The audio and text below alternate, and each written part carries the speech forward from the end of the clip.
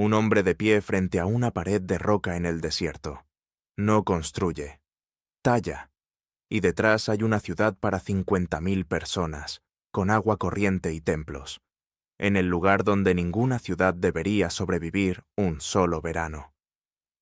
Los nabateos controlaron el comercio mundial durante 400 años, y cuando Roma llegó a sus puertas, no hubo batalla. El rey entregó el reino en silencio, y los nabateos desaparecieron tan completamente que durante siglos nadie supo que habían existido. Lo que nadie te dijo, el alfabeto que dio origen a la escritura árabe, el que usaron para escribir el Corán, el que hoy usan más de 1.500 millones de personas, es nabateo. Ellos no desaparecieron. Dejaron algo que sobrevivió a todo lo que Roma construyó. La pregunta no es cómo cayeron. La pregunta es si alguna vez cayeron. El hombre que diseñó el sistema de agua de Petra nunca firmó su obra. No dejó nombre, no dejó fecha, no dejó ninguna inscripción que dijera «Yo construí esto». Lo que dejó fue un canal de piedra de 15 centímetros de ancho, tallado en la pared vertical de un cañón, inclinado con una precisión de 1 milímetro por metro durante 6 kilómetros, capaz de mover agua desde las montañas hasta el centro de una ciudad de 50.000 personas en el desierto más hostil de Arabia. Y lo dejó funcionando durante 400 años sin que nadie necesitara repararlo. Eso no es ingeniería, es una declaración. Los nabateos llegaron al Negev y a los territorios al este del río Jordán alrededor del siglo IV antes de la Era Común. ¿De dónde venían exactamente? Es una de las preguntas que los documentos no resuelven. Los textos asirios del siglo VII, antes de la Era Común, mencionan a un pueblo llamado Nabayate, en las estepas del norte de Arabia.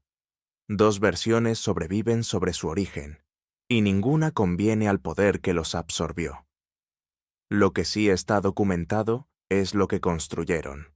Petra, tallada en arenisca rosa en el corazón de un desierto que recibe menos de 100 milímetros de lluvia al año, con cisternas subterráneas capaces de almacenar 40 millones de litros de agua, con tuberías de cerámica que recorrían la roca viva, con una red de presas y canales que capturaba cada milímetro de agua de lluvia antes de que tocara el suelo.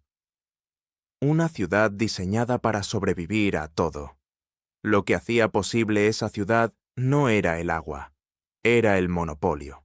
Los nabateos controlaban las rutas del incienso y la mirra entre Arabia del Sur y el Mediterráneo. El incienso no era un lujo decorativo en el mundo antiguo, era el combustible de toda ceremonia religiosa, en Roma, en Grecia, en Egipto.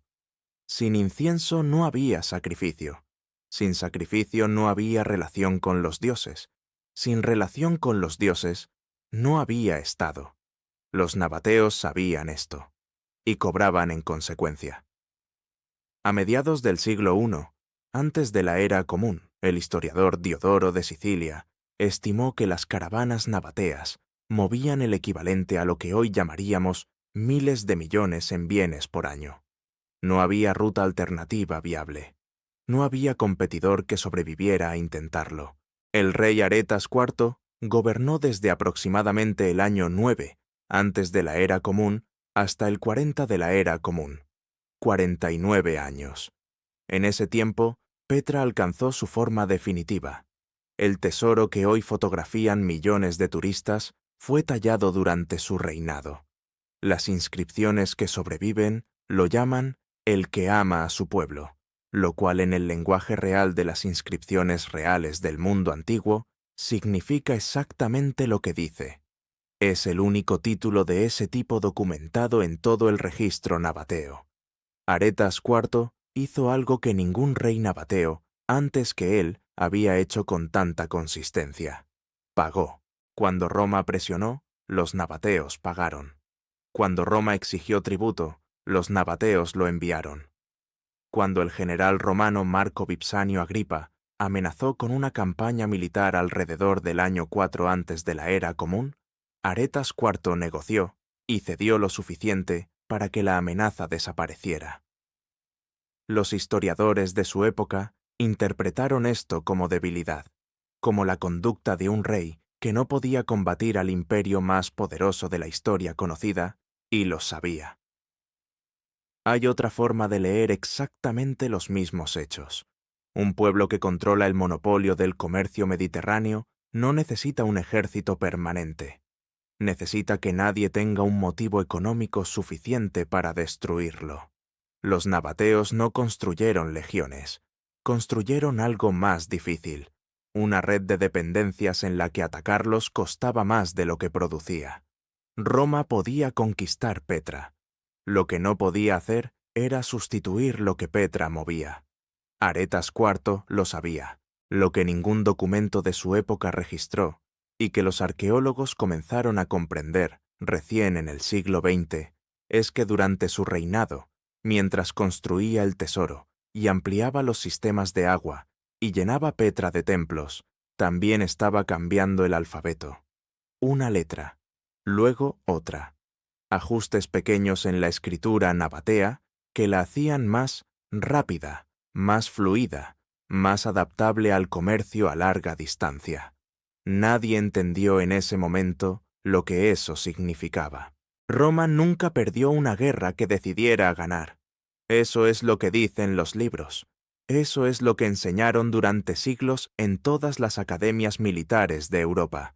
Y es verdad, con una excepción que los libros mencionan en una nota al pie y después olvidan deliberadamente. El año 25 antes de la era común. Augusto, el primer emperador de Roma, ordena la mayor expedición militar que el imperio haya lanzado jamás hacia Arabia. 10.000 soldados. El objetivo declarado, las minas de oro y plata del sur de Arabia y el control directo de las rutas del incienso. El hombre al mando es Heliogalo, prefecto de Egipto, uno de los generales más capaces del ejército romano. Lleva consigo 500 soldados nabateos como guías. Su nombre era Sileo, y Sileo era el ministro más cercano al rey nabateo. Lo que ocurrió después está documentado por el geógrafo Estrabón, que conoció personalmente a Heliogalo y escuchó su versión de los hechos. La expedición tardó 6 meses en cruzar el desierto hacia el sur. Heliogalo llegó al territorio del reino de Saba con la mitad de sus hombres, no por combate, por sed, por enfermedad, por rutas que llevaban a ninguna parte y a pozos vacíos. Sileo, el guía nabateo, los llevó por los caminos más largos, los más secos, los más letales. Cuando Heliogalo finalmente se retiró hacia el norte, había perdido miles de soldados sin haber tomado una sola ciudad de importancia. Roma había marchado al corazón del mundo nabateo y había salido destruida sin que los nabateos desenvainaran una espada. Augusto nunca ordenó una segunda expedición. En sus memorias, Los Hechos del Divino Augusto, que mandó grabar en bronce frente a su mausoleo, describe la campaña de Heliogalo como un éxito. Dice que sus tropas llegaron hasta los confines de Arabia. No menciona las bajas, no menciona a Silio, no menciona que Roma intentó controlar las rutas del incienso y regresó con menos de la mitad de sus hombres y sin haber conseguido nada. El primer emperador del mundo conocido reescribió una derrota como victoria y la grabó en bronce para la eternidad. Y funcionó. Durante 19 siglos, nadie la llamó derrota en un texto oficial. Aquí está lo que los documentos no resuelven. Silio actuó solo o lo hizo bajo órdenes directas del rey nabateo. 2 versiones sobreviven. En una, Silio era un traidor que saboteó a Roma por ambición personal. Quería el trono nabateo y necesitaba que Roma lo respetara como aliado. En la otra, el sabotaje fue una operación de Estado ejecutada con precisión quirúrgica por un pueblo que comprendía que su supervivencia dependía de que Roma nunca descubriera que podía ser destruida desde adentro. Lo que está documentado es el resultado. Roma no volvió a intentar una conquista militar directa del territorio nabateo durante 130 años. 130 años. En ese tiempo, los nabateos ampliaron Petra. Construyeron Egra una segunda ciudad tallada en roca a 400 kilómetros al sur, con tumbas monumentales que duplicaban la escala del tesoro. Extendieron sus rutas comerciales hasta el Mediterráneo por el oeste, hasta el Golfo Pérsico por el este, hasta el Océano Índico por el sur. El comercio de especias desde la India comenzó a fluir por sus manos junto con el incienso y la mirra, y mientras hacían todo eso, comenzaron a moverse hacia el norte, no con ejércitos, con caravaneros, con comerciantes, con escribas que llevaban el alfabeto nabateo a cada ciudad donde se instalaban. Bosra, en el sur de lo que hoy es Siria, se convirtió en una ciudad nabatea tan importante como Petra. Damasco tuvo una comunidad nabatea permanente. El apóstol Pablo, según su propia carta a los Gálatas, huyó de Damasco cuando el gobernador del rey Aretas IV intentó arrestarlo, lo que significa que el rey nabateo tenía suficiente control sobre Damasco como para dar órdenes de arresto en esa ciudad. Eso no es un pueblo replegado en el desierto. Eso es un imperio sin corona, lo que ningún historiador romano de la época documentó, porque no había forma de verlo desde Roma. Es que mientras el imperio expandía sus fronteras hacia el norte y el oeste, los nabateos estaban expandiendo algo diferente hacia todas las direcciones simultáneamente. No territorios, no guarniciones, no legiones, escritura. Tú has estado mirando la caída de los nabateos. No existe tal cosa. El año 106 de la Era Común, el emperador Trajano anexa el reino nabateo al Imperio Romano. La provincia se llama Arabia Petrea. Los documentos romanos registran la transición como pacífica.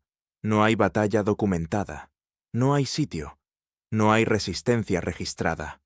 El último rey nabateo, Rabel II, había muerto ese mismo año después de un reinado de 29 años, y con su muerte el reino simplemente dejó de existir como entidad política. En 130 años, Roma pasó de ser destruida en el desierto sin que nadie desenvainara una espada a absorber un reino entero sin disparar una flecha. Los historiadores del siglo XIX llamaron a esto la conquista romana de los nabateos. Repite esa frase. Escúchala. Ahora considera lo siguiente. Rabel II tomó una decisión en los primeros años de su reinado que ningún rey nabateo anterior había tomado. Movió la capital de Petra a Bosra, hacia el norte, hacia Roma. No lejos de Roma, hacia Roma. Bajo su gobierno, los nabateos integraron sus sistemas de recaudación, sus rutas comerciales y sus estructuras administrativas con las estructuras romanas de la región, de forma tan completa que cuando Trajano declaró la anexión, el aparato burocrático romano simplemente ocupó edificios que ya funcionaban con lógica romana. No hubo conquista. Hubo una transición que los nabateos habían estado construyendo durante décadas. Lo que los documentos muestran, y que ningún texto escolar menciona, es que en los 50 años anteriores a la anexión, la élite nabatea había comenzado a adquirir ciudadanía romana de forma sistemática. Comerciantes nabateos con nombres romanos aparecen en inscripciones desde Egipto hasta Italia. Las familias más ricas de Petra tenían propiedades y negocios establecidos en puertos mediterráneos, mucho antes de que Trajano firmara un solo documento. Cuando Roma tomó el cascarón, el contenido ya había emigrado. Aquí está lo que cambia todo lo que viste en las partes anteriores. La expedición de Helio Galo, en el año 25 antes de la Era Común, no fue solo un sabotaje de rutas. Fue el primer dato en una cadena de decisiones que se extiende durante 130 años. Los nabateos midieron a Roma en el desierto. Calcularon exactamente cuánto tiempo tenían antes de que el imperio encontrara una forma de absorberlos que no pudieran detener, y usaron ese tiempo para transferir todo lo que tenían de valor hacia lugares donde Roma no pudiera confiscarlo. No el oro, no las rutas, algo más difícil de destruir que ambas cosas. El alfabeto nabateo en el siglo I de la Era Común era ya el sistema de escritura más extendido en todo el Oriente Medio. Los caravaneros lo llevaban desde Arabia hasta el Éufrates. Se fusionaba con el arameo hablado, absorbía sus formas, se adaptaba a cada mercado donde llegaba. No era la escritura de un reino, era la escritura de una red.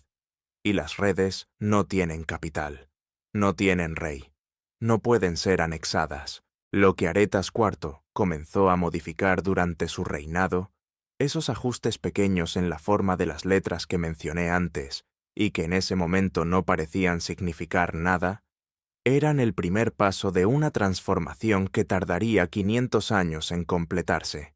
Él no vivió para verla. Es posible que ni siquiera la anticipara en su totalidad, pero los cambios que introdujo en la escritura nabatea crearon una forma más fluida, más rápida, más capaz de adaptarse a lenguas distintas del nabateo original. Rab el II murió. Petra quedó bajo Roma, y el alfabeto siguió moviéndose. La pregunta que ningún documento resuelve es esta: ¿cuánto de lo que ocurrió fue estrategia deliberada de generaciones y cuánto fue simplemente lo que hace un pueblo que sobrevive? Moverse, adaptarse, llevar consigo lo único que no puede serle arrebatado. Dos versiones sobreviven, y el hecho de que no podamos distinguirlas es exactamente lo que hace a los nabateos imposibles de enterrar. Petra no fue destruida, fue abandonada, y esa diferencia lo cambia todo. Los arqueólogos que excavaron Petra en el siglo XX esperaban encontrar lo que encuentran en todas las ciudades conquistadas: capas de ceniza, estructuras demolidas, evidencia de violencia masiva en los niveles estratigráficos. No encontraron nada de eso. Encontraron algo más perturbador: una ciudad que simplemente dejó de llenarse. Las cisternas siguieron funcionando, los canales siguieron moviéndose. Los templos no fueron saqueados, fueron cerrados. Las casas no fueron quemadas, fueron vaciadas. Petra tardó 200 años en quedarse sin habitantes. No 200 días, 200 años. Eso no es una conquista, eso es una mudanza.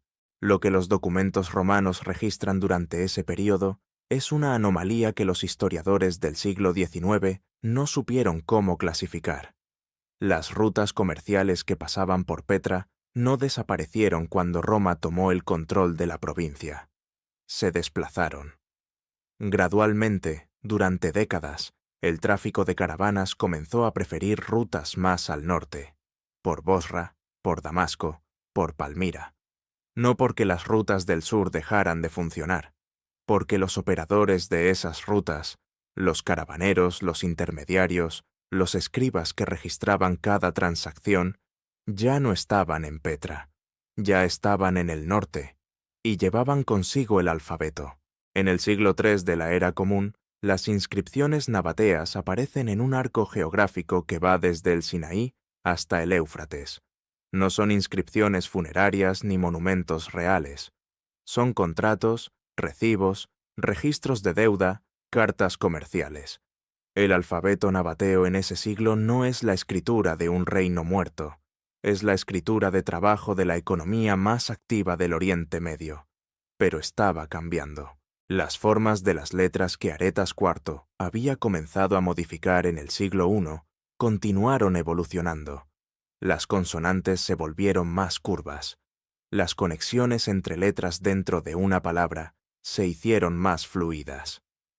Para el siglo IV, lo que los epigrafistas llaman nabateo tardío es casi irreconocible comparado con las inscripciones de Petra del siglo I, pero es casi idéntico a lo que en el siglo VII llamaremos árabe clásico. Aquí está el hecho que hace que todo lo anterior colapse y se reconstruya en una forma completamente distinta. El Corán fue compilado en el año 652 de la Era Común, bajo el califa Uthman ibn Affan. El alfabeto usado para escribirlo, el árabe clásico que hoy usan más de 1.500 millones de personas como escritura sagrada, deriva de forma directa y documentada del alfabeto nabateo. No es una influencia parcial, no es una coincidencia tipológica. Los lingüistas y paleógrafos, que rastrearon la evolución de cada letra árabe, llegaron a la misma conclusión desde disciplinas distintas. El árabe escrito es nabateo evolucionado. Lo que parecía la desaparición de una civilización fue la preparación de un recipiente. Los nabateos crearon el sistema de escritura, que contendría la religión que reorganizaría el mundo conocido, y lo hicieron 600 años antes de que esa religión existiera, sin saberlo, y aquí los documentos no ayudan, sabiéndolo de una forma que no tenemos categorías para describir. Vuelve al año 25 antes de la era común. Helio Galo en el desierto. Silio llevándolo hacia pozos vacíos. Durante décadas, eso pareció la historia de cómo un pueblo pequeño sobrevivió al imperio más grande de la historia usando astucia y geografía. No era esa la historia. Era la historia de cómo un pueblo que ya había decidido disolverse como Estado usó cada año que le quedaba para transferir lo único que había construido que no podía ser conquistado. Una forma de escribir el mundo que sobreviviría a Roma, al Islam, a los cruzados, a los otomanos, y que hoy está tatuada en la piel de más de 50 países como alfabeto oficial. Rabel II no perdió su reino, lo convirtió en otra cosa, y la última pieza todavía no ha caído. El hombre que tallaba la roca al principio de esta historia no estaba construyendo una ciudad, estaba construyendo un argumento. En el año 632 de la era común, el profeta Mahoma murió en Medina. En los 10 años siguientes, sus sucesores lanzaron una expansión militar que en velocidad y escala no tiene precedente en la historia documentada. En menos de 30 años, el Islam controlaba Arabia, Persia, Egipto, Siria y la mayor parte del territorio que había sido el corazón del Imperio Romano de Oriente. Los historiadores llevan 14 siglos intentando explicar cómo fue posible. La respuesta estándar habla de fe, de unidad tribal, de la debilidad simultánea de los dos imperios que flanqueaban Arabia. Todo eso es verdad, pero hay una capa debajo de esa respuesta que los textos escolares no alcanzan. Las rutas que usaron los ejércitos islámicos para expandirse hacia el norte y el oeste eran las rutas nabateas. Las ciudades donde establecieron sus primeras administraciones, Bosra, Damasco, Petra, Egra, eran ciudades nabateas o ciudades construidas sobre infraestructura nabatea. Los sistemas de agua que sostuvieron a esas poblaciones durante la expansión eran, en muchos casos, sistemas nabateos que llevaban funcionando 600 años, y el alfabeto que usaron para escribir el Corán, para registrar las leyes, para administrar el califato, para transmitir el conocimiento que durante los siglos 8, 9 y 10 convirtió al mundo islámico en el centro intelectual del planeta. Ese alfabeto era nabateo. Los nabateos no desaparecieron en el año 106 cuando Trajano firmó el documento de anexión. Se disolvieron en el sustrato del mundo y esperaron. Su escritura viajó hacia el norte con los caravaneros. Se instaló en Damasco, en la Meca, en Medina. Cuando el Islam necesitó un sistema para escribirse a sí mismo, el sistema ya estaba ahí. Ya tenía 600 años de rodaje. Ya había demostrado que podía sobrevivir imperios. Ahora regresa al tesoro de Petra, a la fachada de 30 metros tallada en arenisca rosa, que hoy es la imagen más fotografiada de Jordania. Los arqueólogos debatieron durante décadas su función. ¿Tumba real? ¿Templo? ¿Archivo? Lo que está documentado es que fue construida durante el reinado de Aretas IV, el mismo rey que modificó el alfabeto, el mismo rey que pagó tributo a Roma, con una consistencia que sus contemporáneos interpretaron como sumisión. El tesoro no tiene inscripción que explique qué es.